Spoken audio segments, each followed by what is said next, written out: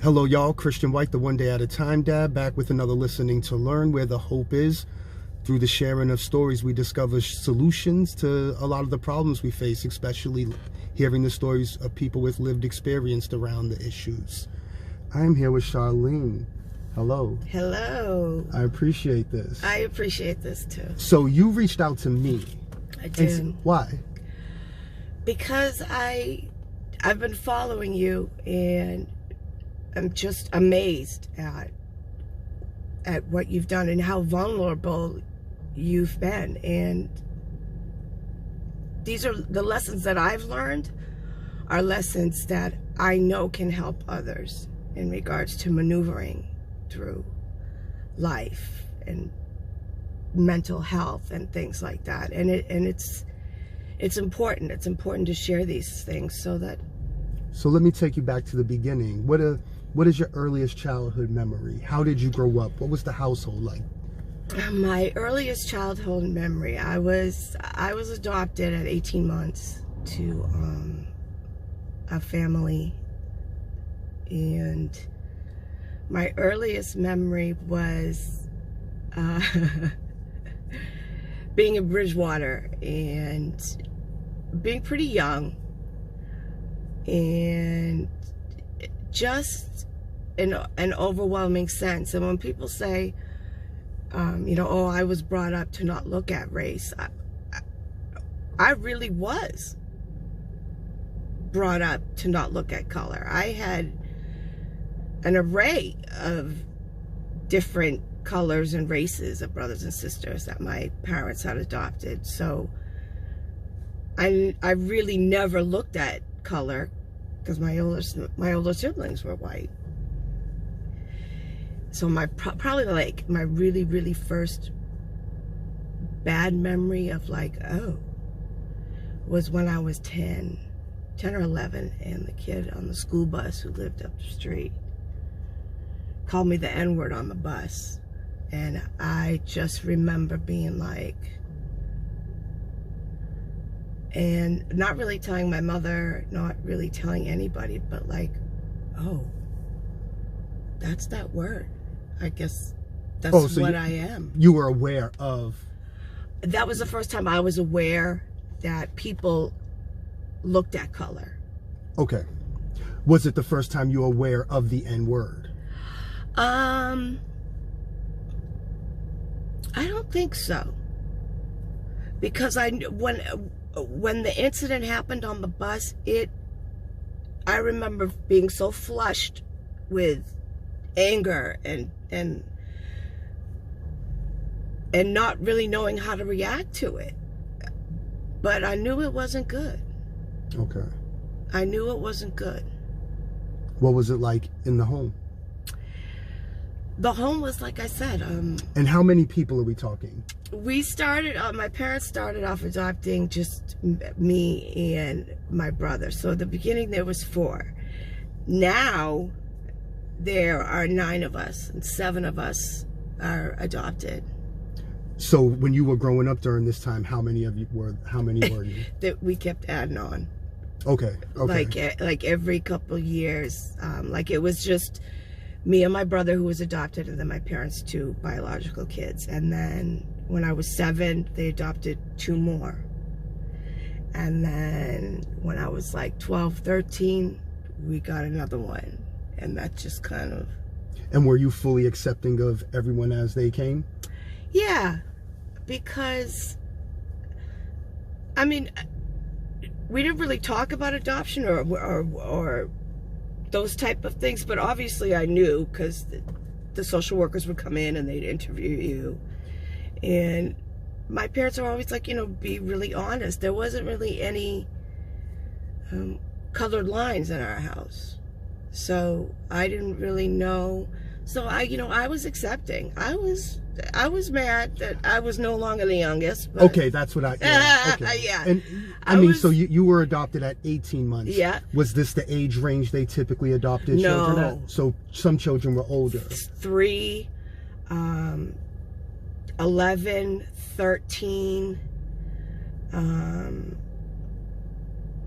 Travis was young too.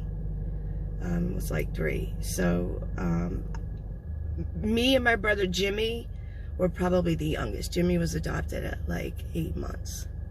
So how, I mean, this is an assumption, but were there ever talks amongst y'all from the older ones who may have known their parents? No. No?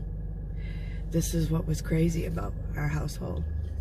And because my question, I definitely want to hear that. Because my question would have been, what was the experience as you hear somebody else tell about their biological parents or whatever the case may be? But say what you were going to say. Within my family? Yeah. Like my siblings. My sister came when she was 3, and she cried for 3 days straight.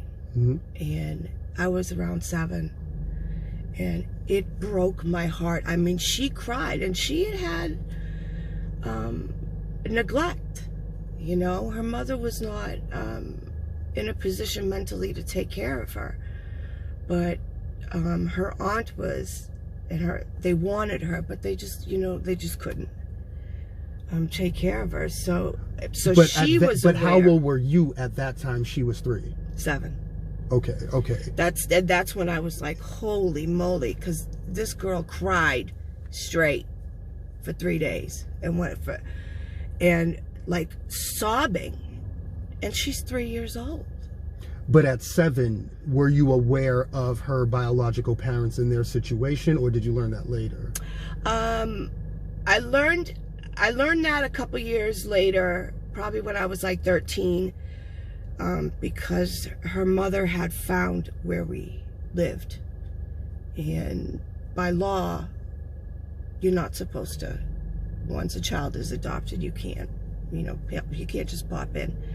So my parents had to explain to us, the rest of us who were old enough to answer the phone, listen, if this person, you know what I mean? So I remember picking up the phone one day, and it was my little sister's mom.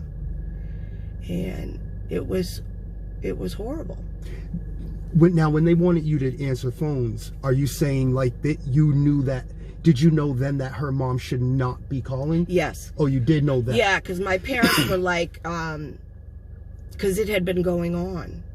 And I can remember hearing my mom on the phone and with my sister's mom, who, just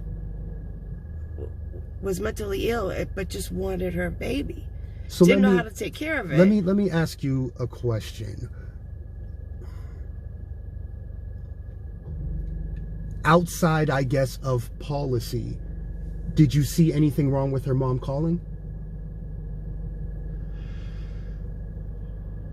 I don't think I understood. Like, I understood the reasoning why, because my little sister was traumatized when she came. She was traumatized, like really traumatized when she came to our house. And that I knew. Her behavior was one of a child who was traumatized. Okay. A child who was neglected. I don't want to talk too much about her. That's not. And so I knew that it was important for us to protect her, in the sense that what would happen if, God forbid, she answered the phone. Now, did your foster parents teach all of you as the family grew to protect one another? No. It was like, honestly, it was like living in a rooming house. When we were little, we all played together. But as we grew older and got into adolescence and things like that, things just kind of, it felt like living in your own box. Like we were a family, but we weren't attached. Like I wasn't close with my little sister till probably like 12 years ago. So what was it like for you going through adolescence up through high school. What trajectory did your life take? I was in a predominantly white town, suburban town, and we were probably one of two black families in the whole town. And at this point, I know it. I had bad self-esteem issues, but I was really good at hiding it. I was really good at what were some of the ways you would hide it? Sports. Okay. Sports, because I knew on the soccer field I could get all my aggression out. Okay. And really did everything I could to kind of not be in the house. Okay. You know, and it wasn't like it was a bad household. It just, looking back now, I know this. My parents had really good intentions on adopting mixed racial and black children, but they didn't know what to do with us once they had us, and they didn't know, and it took them a lot. Like, it took until we were like actually adults, and we sat down and spoke with each other about, you know, how did you feel about this?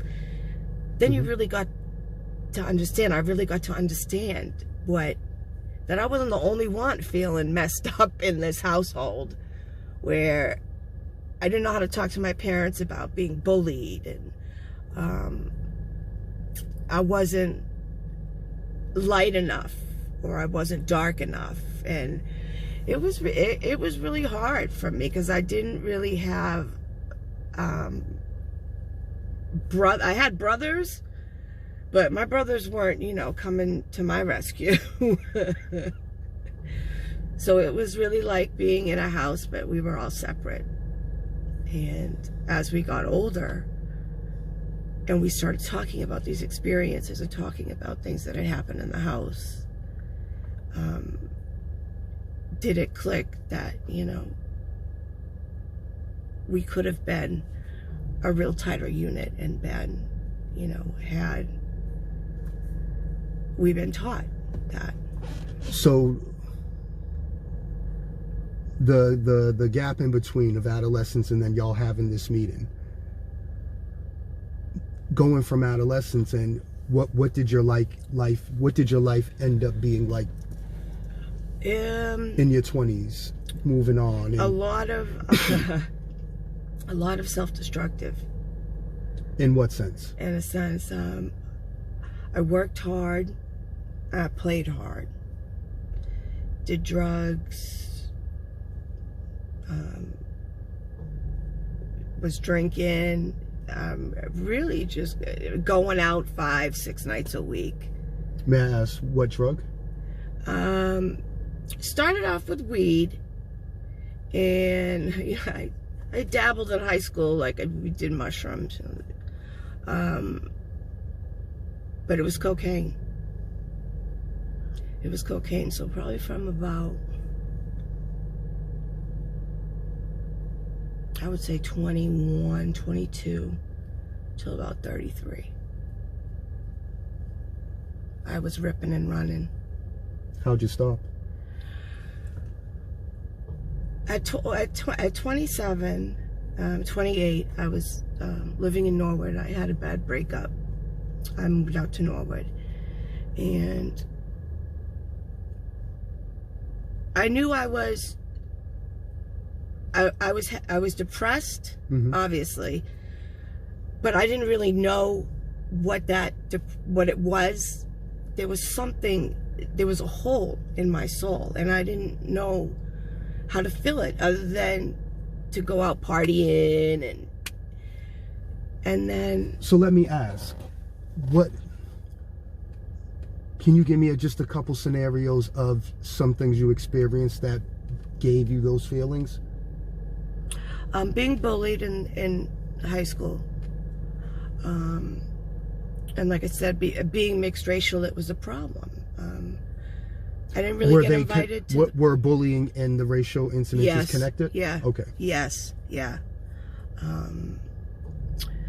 I would walk into the cafeteria, for instance, and the Metco girls, being the ones that were bused from the city out to the, would yell, bitch, bitch, bitch, loud every time I walked by that table. And I had to walk by their little area to get into the cafeteria. The main, you know, the big, and it was relentless. It was relentless. And, you know, bullied by white kids for being short, for being small, for being black, for not being white enough, light enough. And here I wasn't dark enough. So where did I fit in?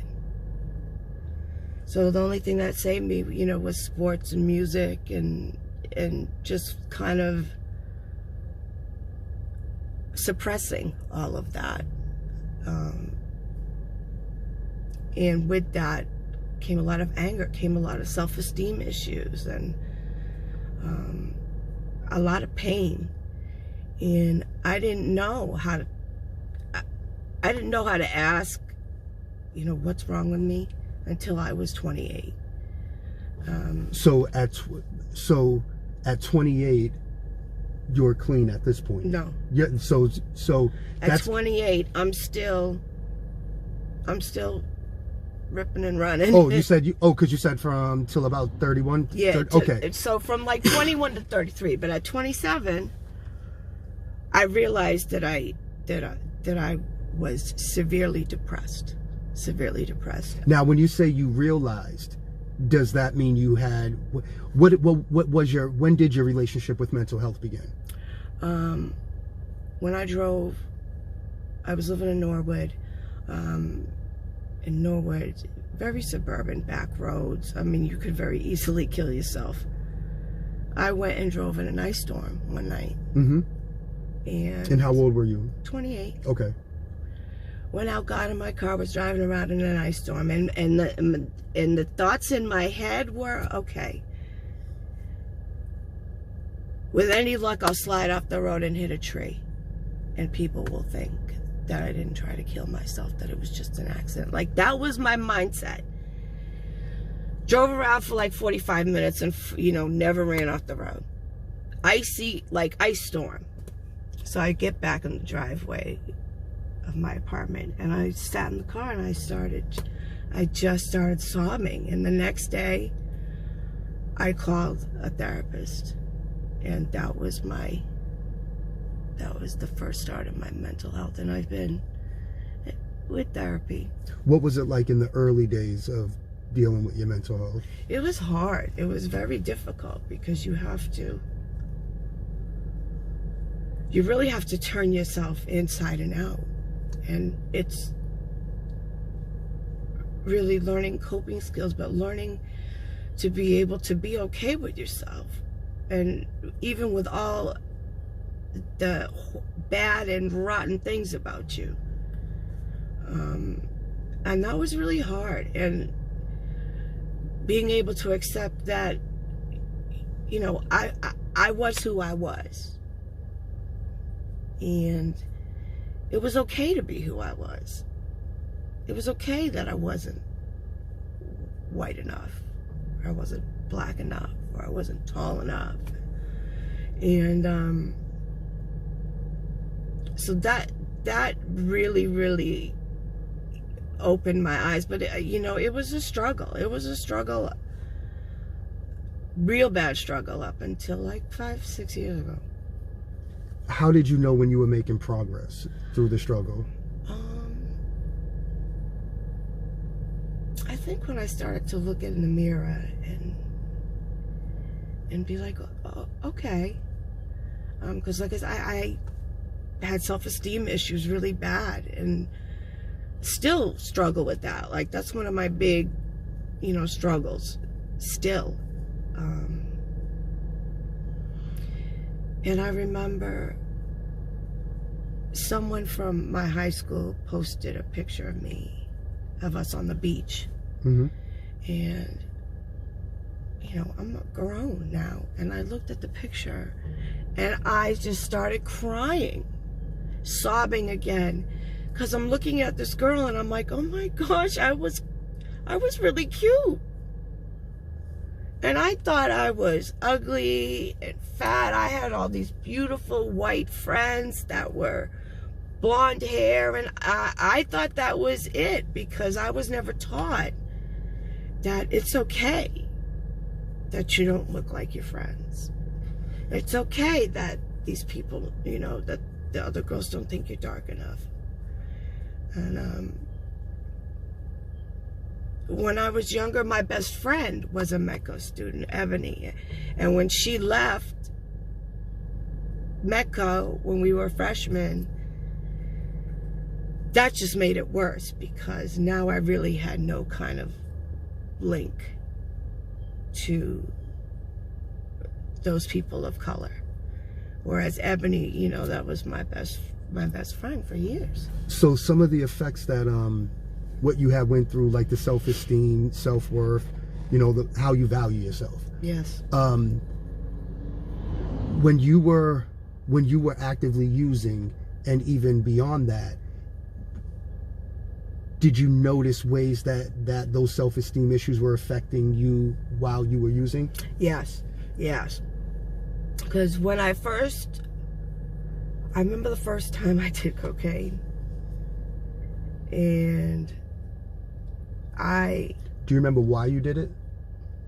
I had we had friends. My best friend's brothers worked for Don Law at the time, and Don Law handled all the music venues. So I had become friends with a lot of people in the music business. So over these, you know, 7 of these 10, 11 years I was ripping and running, I was, you know, doing it at the Orpheum, and so that's kind of how it started. Like, I remember looking at it and being like I had seen it in high school and when I was 20, but my friends from the suburbs, you know, didn't really do that. They were more into like acid. I was like, oh hell no. Mushrooms I had tried a few times, but that cocaine high was. Now, did it remain lovely? Did it remain cocaine? It remains cocaine. Okay. And in the midst of, I guess, being around the music scene and being out and about, how did you see your depression, the self-esteem issues, all the things you had experienced? How did it play out in that world? Did the drug mean more to you at that time than at another time? Yeah, I mean, because in the beginning it was great, but then as I got to like 29, 30, it just wasn't.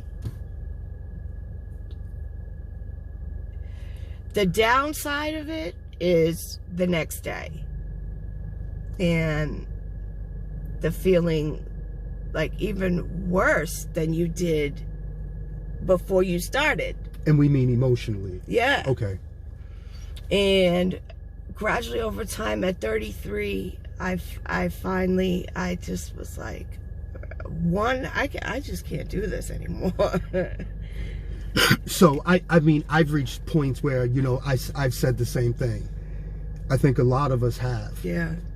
But what was the difference between you saying it and not just following up on it, but continuing to follow up on it?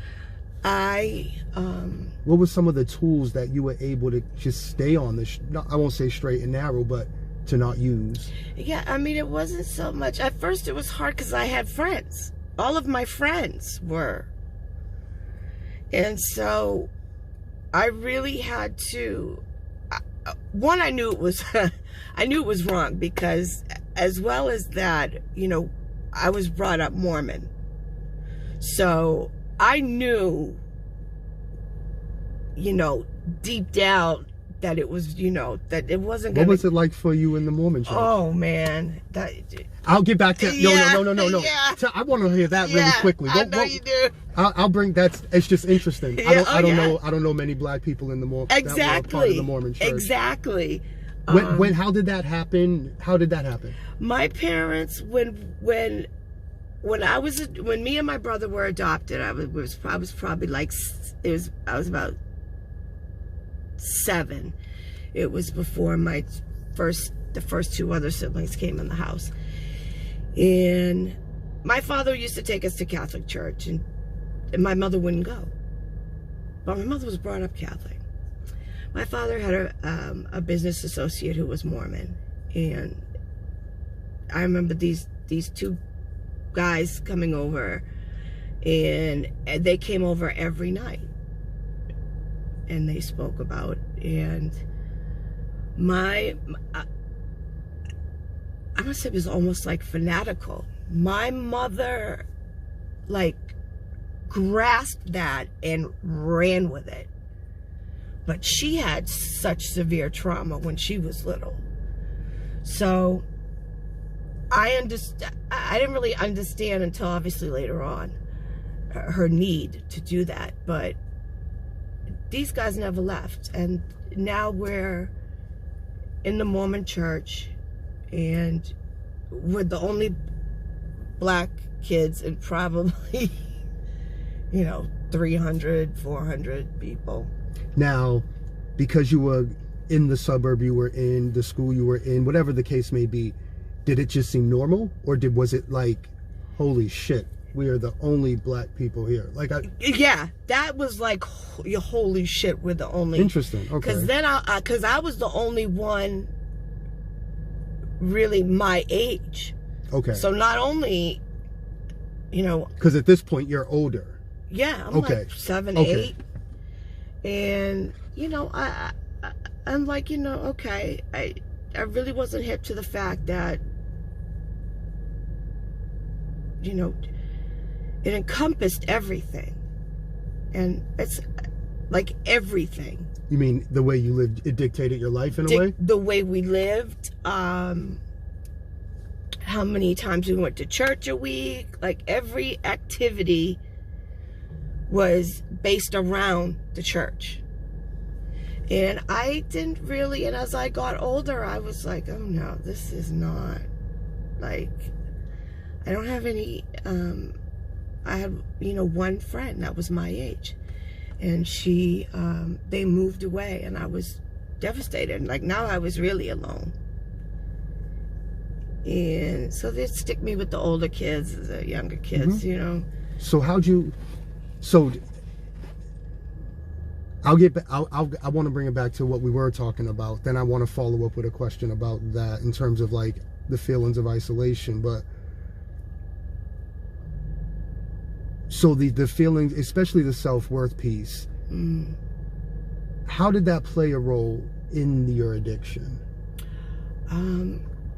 Because cocaine gave me that feeling, that like euphoria. It's a fake euphoria. Did it make you feel that self-worth felt? Yes. Okay. Yes. Because I sometimes wonder, with anything that we chase, because I don't think, I think addiction can be, anything. Right. I just wonder if, because I've often heard it said like, you chase that first high.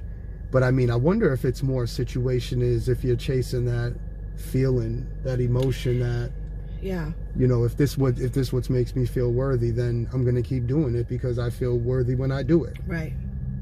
So and I mean, I feel. How do you feel worthy now without doing it? Because I like myself. How'd you come to like yourself? What did you learn? What did you learn about yourself that made you fall in love with yourself? I learned that it was okay. And once someone said, no, I get that. So so something that I try to do is, like, I truly believe that the solutions, all that, are within us. Yeah. So it's like when you were I'm sorry, I'm watching I this know, I was FedEx dude. watching him too. He just threw this I know. package like over a 20-foot fence. Yeah, like it was. Hey, I'm right? sorry, but so I think what's interesting to me is the process. Yeah. What did the I know you said that it was hard. Yeah. But on a Still. sort of on a daily basis, once you were clean, now you have all of that emotional bag, everything that was always there, but you all blocked out a little bit. Ugly. Yes. Yeah. I mean, I don't even know if I look at it as ugly. I just look at it as it's a part of us that we ain't faced yet. Yes. I And mean, if someone, if I had to slowly kind of learn that, and it's still in the process, but what is that process? So you wake up, you do whatever you're doing, and I definitely want to talk about the shelter, and because I think all this plays a role in it, because I want people to kind of understand what the process looks like for you while you're feeling all that you're feeling and trying to live your life. right. How does that process look on a daily basis? How do you cope? How do you ground yourself? How do you move about knowing you might have all these feelings, but you have to do certain things? Yeah. When I realized at like 33 that I really needed to change, and that it wasn't fun anymore. I felt worse emotionally and physically about myself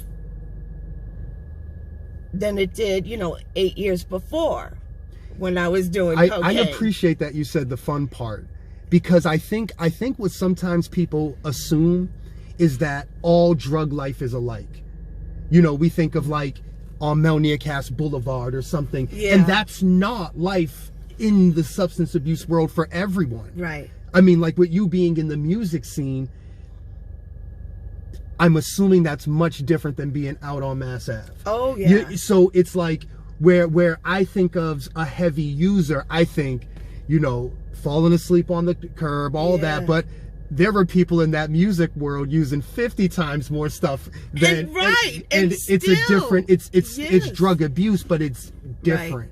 Yes. That it's different. Yes. And so I appreciate when you say like it wasn't fun anymore, because I'm assuming there might have been some low points. Maybe you couldn't find it, whatever. But some people go a whole long stretch with not having to worry about if the drug's gonna be there. They just have to worry about if they're gonna show up to do it.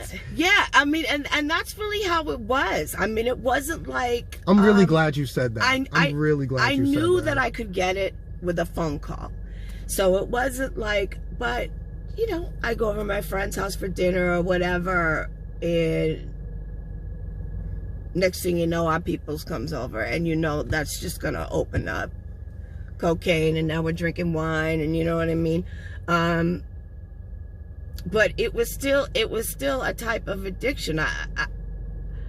Even though I wasn't going out like every day looking for it, but there was a time I was doing it maybe 5 nights a week.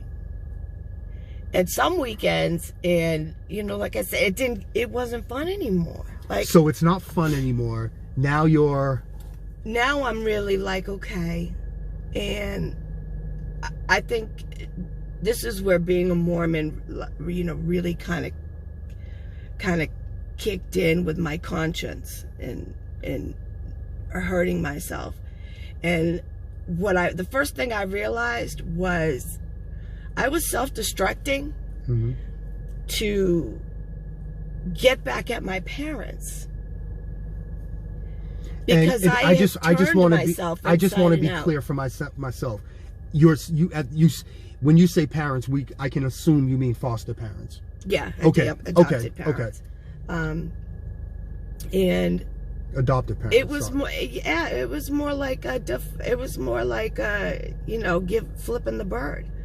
But what you don't realize in that moment is you're hurting yourself, and you're just making those problems worse. And like I said, it wasn't until that I was like, Because I had been turning and twisting myself inside and out to be something that my parents wanted. And I knew I could never do that. I could never be that. So that's like chasing something that you know you're never going to catch up to. Mm-hmm. And that definitely didn't help my self-esteem. Didn't help my feelings of loving the cocaine and loving doing the cocaine. But it wasn't fun anymore. And at that point, I knew from my run in the ice storm that if we really didn't really change things, that, you know, I really was. Because I was still struggling to swim, but I was still drowning. And I still didn't know how to save myself and how to... So I had to change all my friends. Like, I had to clean out the house. That's what I call it. Like, I really had to clean out the house. How'd you go about doing that? Oh, it was hard. It was hard. I think it's why I'm okay with being alone now. But why was it? How did you do it? I really just kind of started distancing myself. I didn't live in the vicinity so much anymore. So it wasn't like, you know, hey, Shara, come over, you know, we're going to hang out, or, you know, and I had kind of gotten to know other friends. And really during this during time, are you like going to therapy? Are you? I'm going to therapy, not as intense as I have been for probably the last 20 years. But I was in therapy like, you know, like once a month. And I felt, this was my big thing, I felt that I was strong enough mentally, and this is this is the lie that we tell ourselves. And that I think is important, is that you tell yourself that you're okay. But once you delve deeper into it, you realize you're really not so much okay. And that's okay. And that's okay. But, you know, to recognize that, you know, it's hard. It's hard to... Now, do you just see a therapist now? Do you do other things to complement your mental health? How does... My adoptive father was my rock, and he was really big on service. So along with that, I was, we would do service for others. And so that helped me in a sense. Why'd you feel that was important to do? Because helping somebody else made me feel better about just life in general. And about, you know, what I was doing. If I could make, you know, someone's day, or, you know, talk to someone, then, you know, help the lady with the groceries, you know, and things like that. We used to bake cookies and take them to the nursing home and go Christmas caroling. And I loved that. Music was a really big thing for me, and I did a lot of singing in a singing group, and tried out for Annie. And they used to, like, I loved to sing, but I didn't like to be the center of attention. You know what I mean? Like, I loved singing, and that's one of my regrets, is that I stopped, because I knew my parents loved it. And that was another way to get back at them. But I was only hurting myself, once again. I didn't like to be the center of attention, because then you had to look at me. But, and they would I sang at every probably one of my cousin's weddings. Like, they would pull me out. Like, I remember being in the bathroom. I'm probably like 10 years old, 11 years old. Where's Sherry? Where's Sherry? I can hear the band on the stage. Where's Sherry? I'm in the bathroom. I'm 10 years old going to the bathroom, and they come in and get me out put me up on stage for display, and now I gotta sing with the man. So I wasn't really good with being the center of attention, but I knew I liked service, and so that really helped me in the sense of, you know, if I can't, you know, let me do for someone else. And that always made me feel better, you know, even though as younger I was like, man, we gotta go to the nursing home, and Yeah. you know, we go Christmas caroling. I'd be Christmas caroling at my friend's house.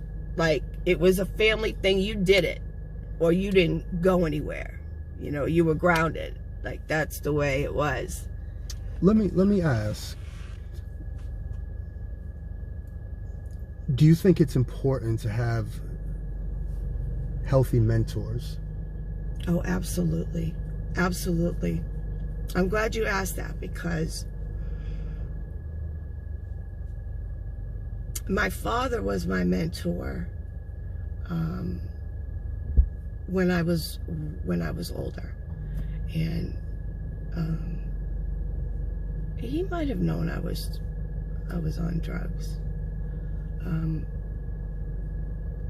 but you know, never really said anything. They didn't really know how to talk about those tough topics. Mm-hmm. It was more like, no sex till you're married. Oh, yep. You know, and we were like, okay, so that was it.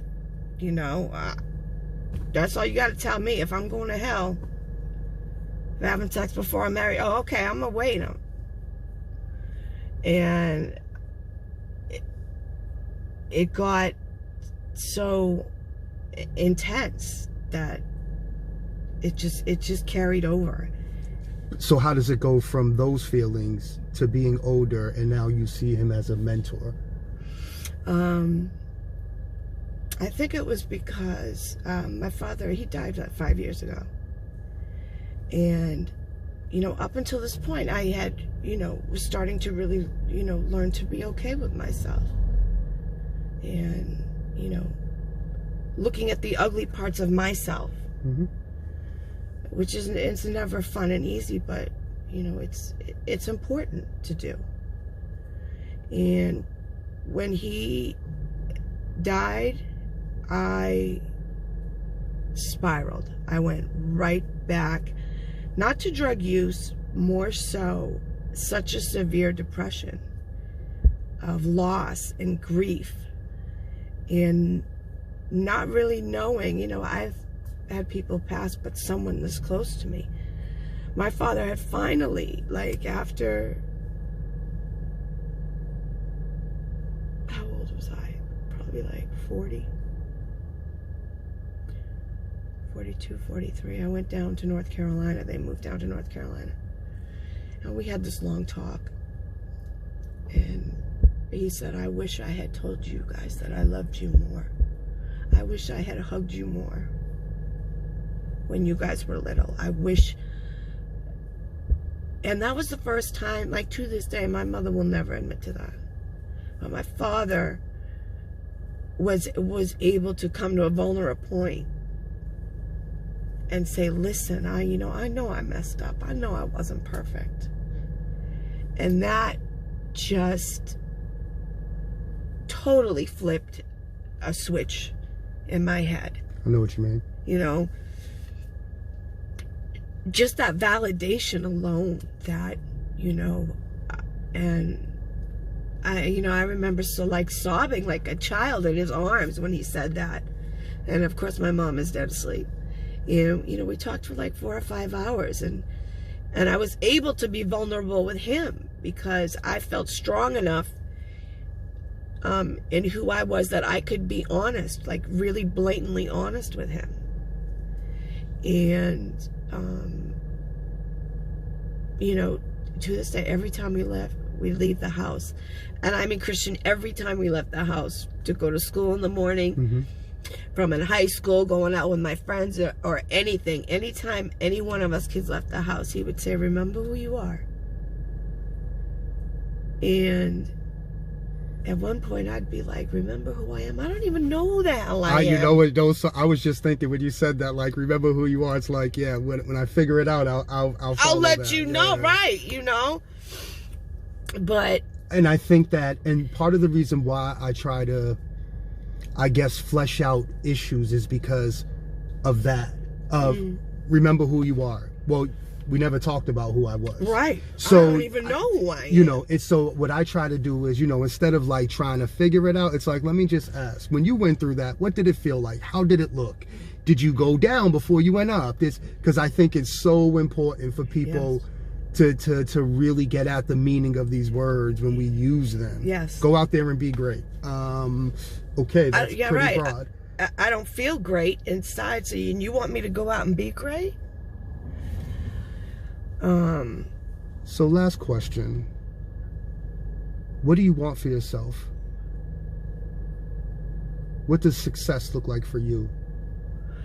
Success looks very different than it did in my 20s and 30s. I always, you always equate success with money and material things. And, problem is when you die, you can't take none of that stuff with you. Success to me is how you impact other people's lives around you. I'm going to end it there.